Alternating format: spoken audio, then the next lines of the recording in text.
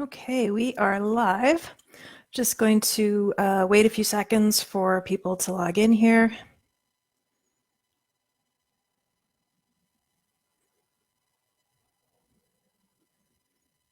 If you're just logging in, maybe just drop me a line and let me know where you are today, and that'll give me an idea of which parts of Canada or even the rest of the world we're dealing with right now. So go ahead and drop me a comment.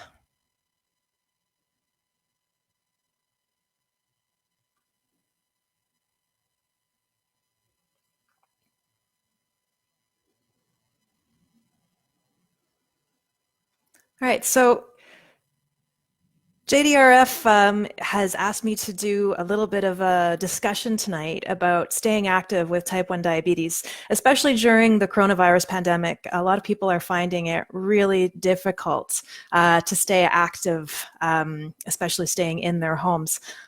Hello, Kathy. Welcome to the talk. And so I'm here to answer some questions, give a little bit of basic information, and then anything you really want to talk about, that's what's going to guide the discussion tonight. So first things first, thank you for your support of JDRF and for logging into this discussion tonight. If you do have any questions about diabetes and coronavirus, you can always go to the JDRF website. They have an extra page right now for coronavirus to answer all of your questions. Where exercise is concerned, that's why I'm here. My name is Jane Yardley. I am a assistant professor at the University of Alberta, Augustana campus, which is actually in Camrose, Alberta, so a little bit outside of the big city. Welcome, Ali from Montreal. Oh, and Kathy from Markham. I'm here because I do most of my research in the area of type 1 diabetes and exercise. I have had some experience myself also as a personal trainer and as a spin instructor, so I do have some creative ideas if you're stuck trying to figure out what to do at home. And I can also give you some ideas of what's been going on in the research in terms of managing type 1 diabetes around different types of exercise. I was given a couple of starter questions, things that people might find interesting to discuss. One of them was about lows during exercise. And mostly this is going to happen during aerobic exercise or any type of continued exercise that's not a super high intensity. We usually say that you can talk, but you can't sing. That means you're going to be in that aerobic zone. And most of the time, if you're experiencing lows during exercise, it's because there's a little too much insulin in circulation during those exercise sessions. And you've probably had discussions with the healthcare team about what to do in terms of adjusting insulin for exercise. And one of the key points is that these adjustments really need to be made well in advance of exercise. And I know that gets really complicated when you're dealing with children and exercise just happens spontaneously and physical activity. But if you do have the ability to plan, and if everyone's at home right now, it does actually make planning those physical activities quite a bit easier. Then you want to look at decreasing your insulin in advance of activity. What does in advance mean? If you're on an insulin pump, 90 minutes to 2 hours is what the current recommendations are. And how much do you want to reduce? Well, that kind of depends on your body, how much or how long you're going to exercise and what intensity. But those adjustments can range anywhere from 50 to 100%, although that full suspension of insulin for an insulin pump, they usually say not to keep that up for any more than an hour. And that usually involves having to give yourself a little bolus after exercise because you will tend to see a bit of a rebound and some highs after exercise if you're doing that. If you're dealing with injections, you have two different options there. Oh, hello, Becky from London, or Ilderton, sorry. If you are dealing with insulin injections, you want to be adjusting the basal dose according to the guidelines the night before or morning of the exercise session. And if you're using some of the really long-acting insulins, those ones get a little bit complicated. So then the guidelines would probably recommend that you have either a snack or a meal a couple of hours before exercise and then just adjust the dose, the bolus that you're taking with that meal. So maybe take about, I think they say take anywhere from 25 to 75% of that dose. The closer you are to exercise, actually the bigger the dose you can give, which sounds a little bit weird. But if you think about how insulin usually works in the body, it does kind of make sense. if the pancreas is doing what it's supposed to do and there's no type 1 diabetes, insulin drops really quickly when exercise starts. It takes about 5 minutes for half of the insulin in circulation to be gone. The reason why that's important is because insulin helps you store glucose. And while you're exercising, your muscles want to suck that glucose up too. So it's what I call a double whammy. You've got two different reasons why glucose is leaving the blood, and that's why things kind of drop fairly quickly. It does change a little bit if you're adding in some intensity though, because as soon as things start to get really active and really hard, then you're dealing with adrenaline. And adrenaline's part of your survival mechanism, this fight or flight response that causes your liver to dump a whole bunch of glucose into circulation. And so you can sometimes see glucose going up during those types of exercise sessions. So that's a complicated question, and you're kind of having to look at a few different things in order to adjust that insulin. But if you're looking at aerobic exercise and you have the ability to, use an insulin pump or to adjust those doses the night before, the morning of, that's going to be one of your best bets for preventing lows during exercise. And then if you're looking at after exercise, if you're continuously looking at lows after exercise, then it might be a question of having to adjust the meal boluses after exercise if you're using injections, and even tweaking the basal rates after exercise. If it's something happening consistently, then that's a discussion you can have with your healthcare team, because exercise does tend to increase your sensitivity to insulin. And that can cause those lows to happen sometimes for up to 24 hours after exercise. I'm happy to take any questions as I'm going through here. If anything that I'm saying is, tweaking something in the back of your head where you're like, I've always wondered, please feel free to jump in on those ones. Okay, so another one of the questions that I was asked to address here is, what is the best form of exercise for somebody with type 1 diabetes? Is it cardio or is it strength training? So I have a quick answer and I have a long answer on that one. The quick answer, and yeah, it's a little bit of a cop-out, but it's pretty true. Which one do you like? At the end of the day, if you hate it, you're not going to do it. So I can tell you that it's the best possible thing in the world, but you're still not going to do it. So the advice there is usually find something you love, something you enjoy, and then you're more likely to keep up with it. If we want to talk about the long-term benefits, I'm a strong believer that everyone should be lifting weights. And the reason for that is it helps you grow old more gracefully. Things that we tend to lose as we age, things like bone density, muscle mass, those are all going to be protected by doing some weightlifting. Your joints stay stronger, you stay more mobile, you're better able to do things for yourself. With type 1 diabetes, it's even more important, because we have some studies showing that as a person with type 1 diabetes ages, that they lose muscle a little faster and they lose bone a little bit faster than the average person without diabetes. And so throwing in some of that weightlifting is a really great idea for staying strong and healthy into your older years. The added bonus on that one is that glucose doesn't seem to drop quite as much during exercise if you're doing weights, or even if you throw in a weightlifting session before aerobic exercise. So it seems to be a little more predictable in terms of blood glucose responses. Aerobic exercise is also pretty important if you're looking at cardiovascular, so heart and blood vessel health. With type 1 diabetes, one of the major complications that we see is heart disease. And of course, doing enough aerobic exercise is going to be really important in keeping the heart and blood vessels all healthy.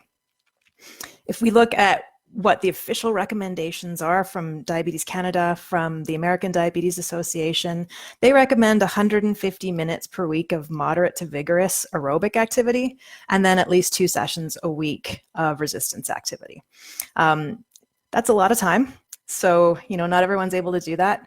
And especially in this climate of being stuck in your home, any movement is good movement, and I think we all need to be a little bit easier on ourselves in terms of having strict schedules and regimens, and just do what we can and be happy that we can do it. All right, still no questions popping up in the box down there. I do have another one here from the pre sessions. One of the questions that came up is, what time of day is best to exercise? And this is interesting because it's something that's being discussed a lot more in some of the health magazines, as well as some of the research corners. And the reason for that is because we're starting to see a lot more research on the benefits of fasting exercise. If you had asked me 5 years ago, would I recommend fasting exercise? I probably would have said, yeah, I don't think so. In terms of performance, if you're trying to go out there and do a really hard, high-intensity training session, it just doesn't feel good if you are fasting, and performance isn't always as good if you are fasting.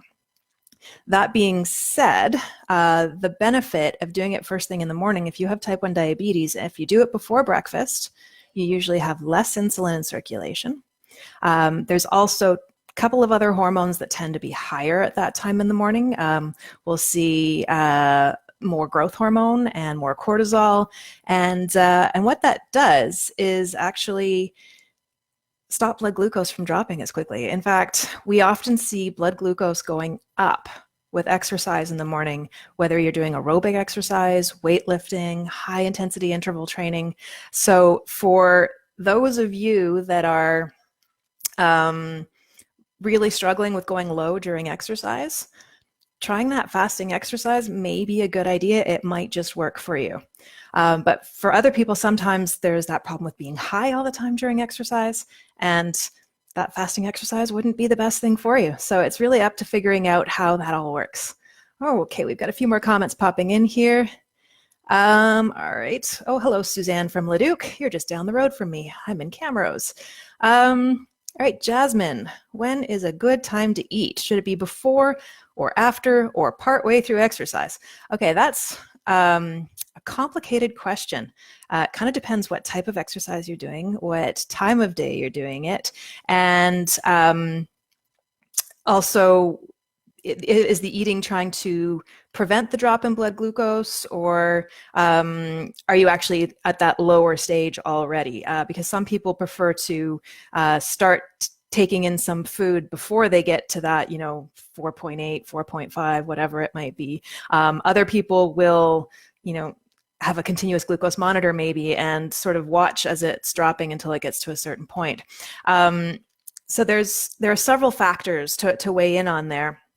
Your digestive system's another one. If you're going to go into a high intensity exercise session, eating before exercise might not go down very well with your digestion.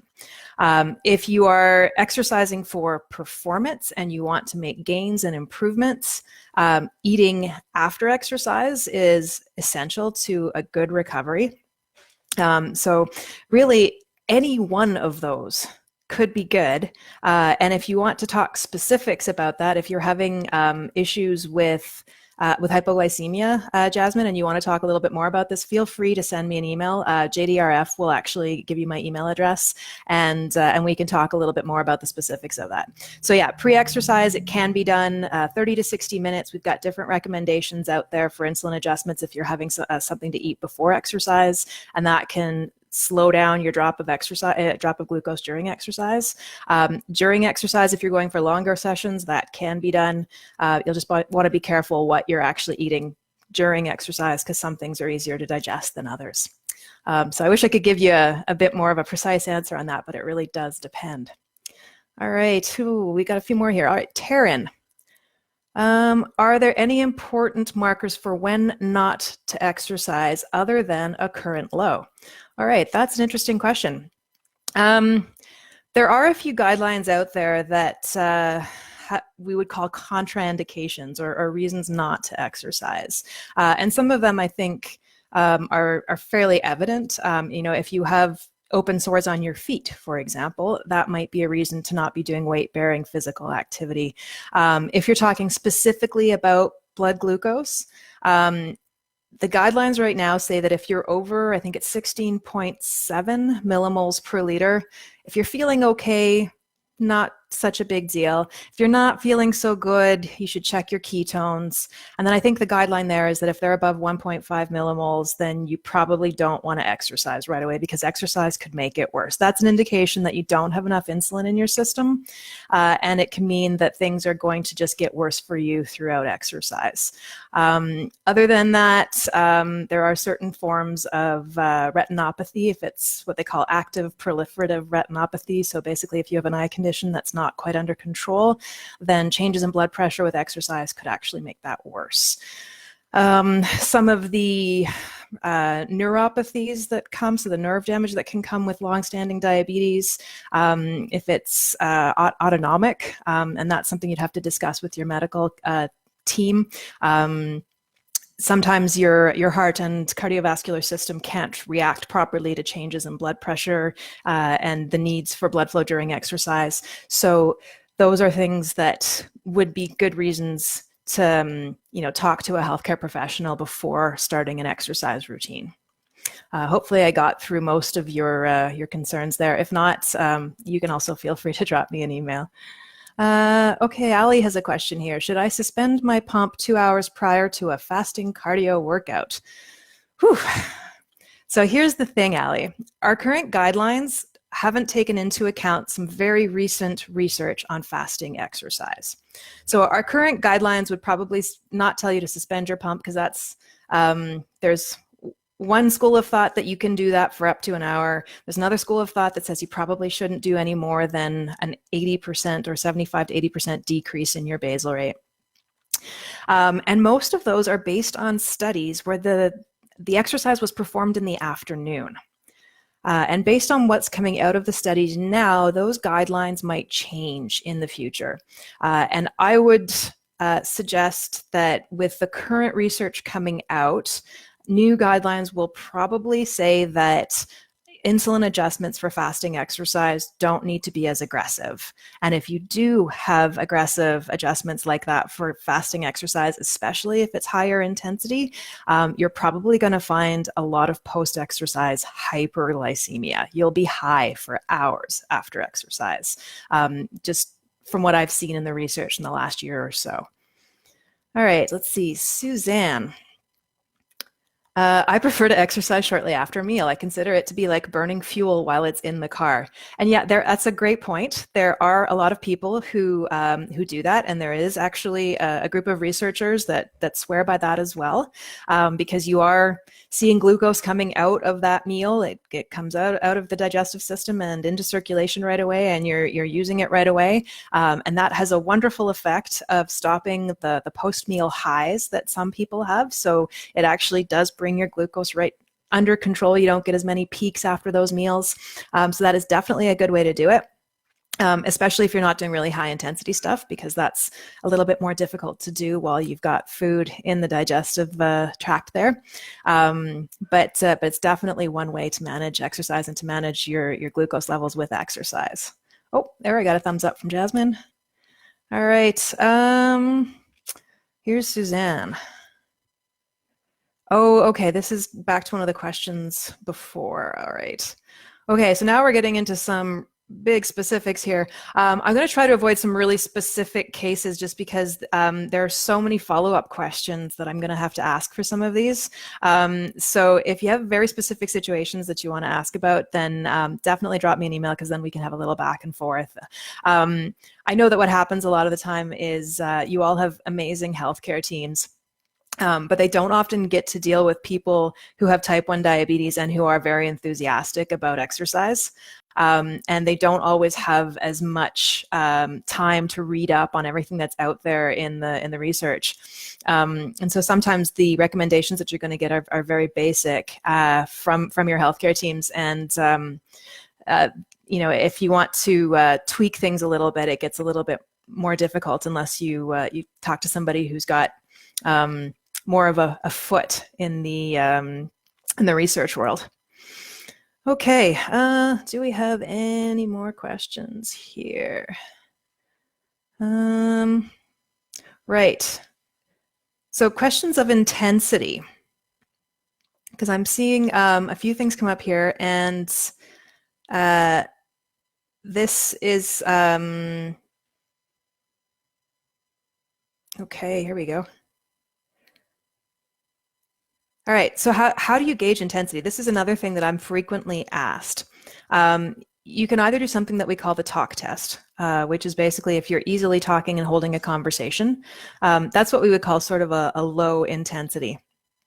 And if you're getting to the point where you're breathing so hard that you can sort of get in a few words edgewise, then we're getting into the higher intensity. And when we want to talk really intense exercise, you are breathing so hard that you cannot have a conversation. So if we're talking about, a high intensity interval workout, if you want to really do an intense interval, that should be one where you're huffing and puffing and not able to have a conversation. So if we're talking about a brisk walk, that would probably fall under the moderate category. Unless you're going up a hill and you're getting to the point where you can't talk anymore, that would start falling a bit more into the intense category. But I tend not to use heart rate as a marker. This is the question that people ask me is, oh, what heart rate should I be at for this, and what heart rate should I be at for that? Heart rate is almost as variable as metabolism. The whole 220 minus your age thing really doesn't work very well for the vast majority of the population. And so unless you've done some sort of fitness test where they've actually made you go pretty close to your maximum, and you would know what that is because that's a very unpleasant feeling. If you're close to your maximum, you are, often feeling nauseous. Unless you've done that, then it's hard to know actually what your maximum heart rate is, and then trying to gauge things based on, well, should I be at 150 beats per minute? Should I be at 180? That's not going to be all that helpful.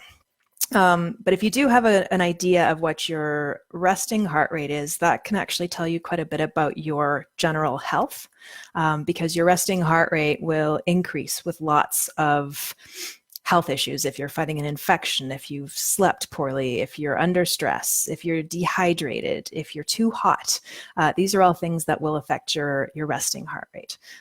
So heart rate's a really good indicator of health and something to keep an eye on. Okay. I haven't had a couple of questions pop up here in a while.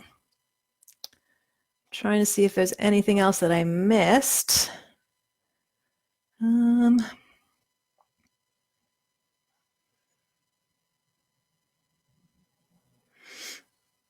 All right, one question that I do also get frequently is about highs after exercise. I don't know if that's a problem that any of you have experienced.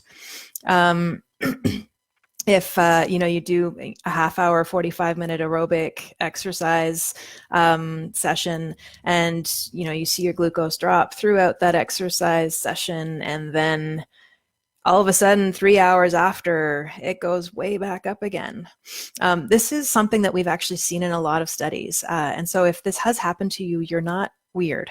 That is a question that I've had. It's like, am I weird? I do aerobic exercise and I'm high 3 hours afterwards. It's fairly common. It even has a nickname. One of the exercise researchers from Toronto, Michael Riddell, has nicknamed it the whip, because this rebound does tend to happen after exercise. And we're not entirely sure why that happens. It could have something to do with the fact that, insulin's going to be a little bit lower after you've decreased it throughout the exercise session. Could also have something to do with the fact that, oh yeah, Jasmine says she's experienced that. It could have a little bit to do with the fact that during aerobic exercise, your body actually starts to burn quite a bit of fat. And it keeps doing that for a while after exercise. And if it's burning fat, then it's not going to use the glucose quite as much, especially if you have some of that fat circulating. The free fatty acids will stay in the blood for a little while longer, and that could have the impact of making your insulin work a little less well just for a short period of time. So that's why we sometimes see that rebound after exercise. And with the morning exercise, it's not necessarily that we see a rebound. It's that a lot of the time we just see glucose going up during exercise, and it keeps going up. Whether or not that would happen if you exercised after breakfast, I don't know. I suspect not, but there's not a lot out there right now. Type 1 diabetes and exercise is still a very understudied field. We're still working on it. Okay, so we have a question here. Any exercise advice to help improve circulation? Legs falling asleep during yoga. Okay, that one would probably depend which yoga position, because it may be that you're pinching some of the vessels if you're not folded the right way, if that's the best description of it. But overall, if we're talking about circulation, anything that's going to get the blood flowing a little bit faster is going to be helpful. And so that would be anything aerobic, running, walking, cycling, swimming. Some of those we can't really do right now because we're stuck at home. And if you're thinking of it in the context of being stuck at home, you can climb stairs, you can jog on the spot, you can use a skipping rope, you can do jumping jacks. There are lots of, think of the stuff that you used to do in gym class as a kid. Those are a lot of the activities that are going to help get your blood up, blood circulation up. Okay, we have another one here. When did people eat before and after exercising in these studies, and how much? Suzanne, I can't answer that one in one question, in one sentence, unfortunately. I can think of about a dozen studies off the top of my head. Some of them are feeding 30 minutes before exercise, some are feeding 60 minutes before exercise. There are actually one or two out there that are looking at what is the ideal window to feed before exercise. And then there are others that are looking at what to feed post-exercise to prevent nocturnal hypoglycemia, so overnight lows. In terms of how much, some of these studies are doing as little as 30 grams of carbohydrate, and some are doing as much as 120 grams of carbohydrate. And that's not necessarily even a meal. I think that for one of those studies, it was a 120 gram carbohydrate snack. So there's a lot of variability in the studies that are out there, which is another reason why it does get a little difficult for us to give concrete guidelines, is because a lot of these studies are fairly small. And the study designs are inconsistent. So again, I wish I could give you a really solid answer on that one, but there are several studies and they've looked at a whole bunch of different things, and there's still no clear consensus on what's best. It seems to be a lot of what works for you, which means keeping a journal sometimes and try changing one thing until you find exactly what's going to work. Okay, doing a cool down, would that help with the high? Yeah, actually. So the post-exercise highs that we see, especially if we're seeing them after high intensity exercise. Jasmine here is asking if doing a cool down, an aerobic cool down or a really low intensity cool down would help. Now that one, we've seen more. There's nothing published on it yet. Let's put it that way. It's a bit more anecdotal, but if I compare studies and look at studies of high intensity exercise where glucose kept going up and studies of high intensity exercise where it came back down afterwards, usually the difference between those studies is that an aerobic cool down, usually about 10 minutes of a low to moderate intensity, was performed at the end of that high intensity exercise. And from talking to some fairly competitive athletes with type 1 diabetes, several of them swear by this technique to prevent having big jumps in glucose after the exercise session. So thanks for bringing that up, Jasmine. That was a really good point. Okay, where are we going? All right, Anissa, who I believe is in New Brunswick at this point in time. Within your research, what time of day would a HIIT workout or a high intensity interval training workout be optimal? All right, so that's a great question. And again, this is going to be one of those, well, at the short answer, what time of day are you most willing to do it? And then the long answer, where it's going to be, you know, how will it affect your blood glucose? People who tend to go really high with high intensity interval training, if they do it first thing in the morning, they're probably going to find that they're getting a continuous increase. Even with that cool down, it does still tend to stay fairly high afterwards. And so if you're struggling with hyperglycemia from high intensity exercise, studies would suggest that fasting exercise is maybe not the best option for you. And especially if you're looking at it in terms of performance and wanting to gain strength and speed, you don't always get the best training when you're fasted. So if you're trying to get the best training and you're dealing with hyperglycemia a lot, then sort of the afternoon exercise, maybe not right before bed, because then you're going to be dealing a bit more with nocturnal hypoglycemia as a risk. But that mid-afternoon exercise time point might be a good one if hyperglycemia is the problem, first thing in the morning if hypoglycemia is the problem. Wow, that half hour went by fairly quickly. So this is actually the end of our session here, but my email address has been posted in the comments here. So if you do have some specific questions that you want to ask, if you want to learn more about a few studies, I can point you in the right direction. So again, if you want more information about coronavirus, jdrf.ca/coronavirus, there's some information for you there. And again, just thanks for coming out tonight, and thanks for your support of JDRF.